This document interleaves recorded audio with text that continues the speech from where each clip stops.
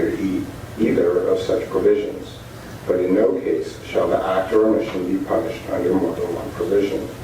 Accordingly, the court stays the punishment for count 1, the murder charge, pursuant to section 654.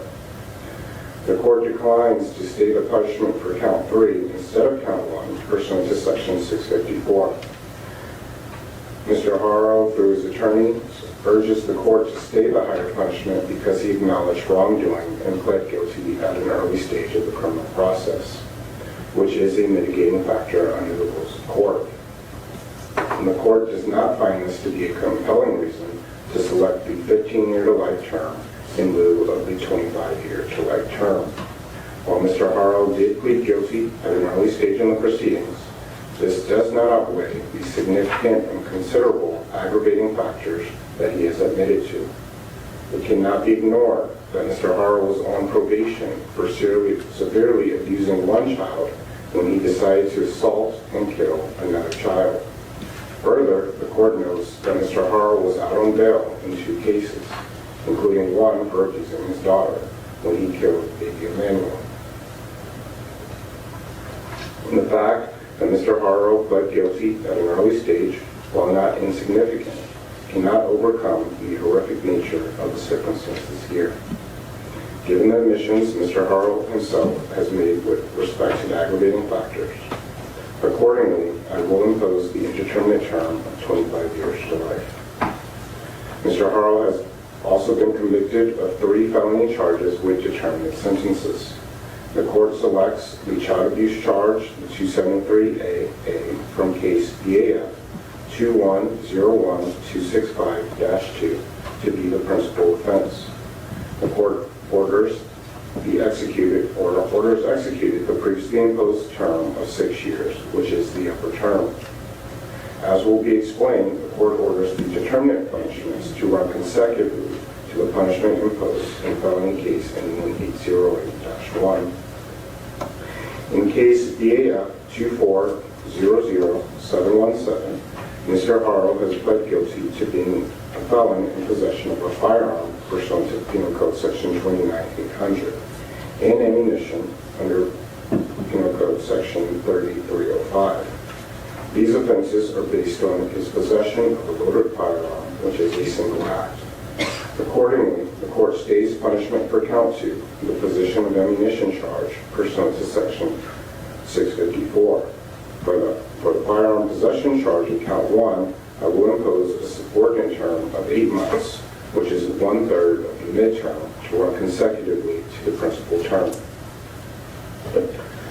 When determining whether to impose consecutive or concurrent sentences, the rules of court provide several factors for the court to consider. The factors related to the crime include whether or not, 1, the crimes and their objectives were predominantly independent of each other. 2, the crimes involved separate acts or threats of violence.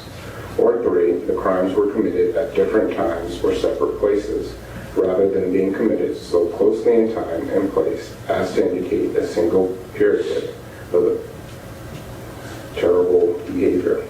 The court may also consider any aggravating or mitigating circumstances in deciding whether to impose concurrent or consecutive sentences, except that the court may not impose a consecutive sentence based on 1, a fact used to impose the upper term, or 2, a fact used to otherwise enhance the defendant's sentence, and 3, a fact that is an element of the crime.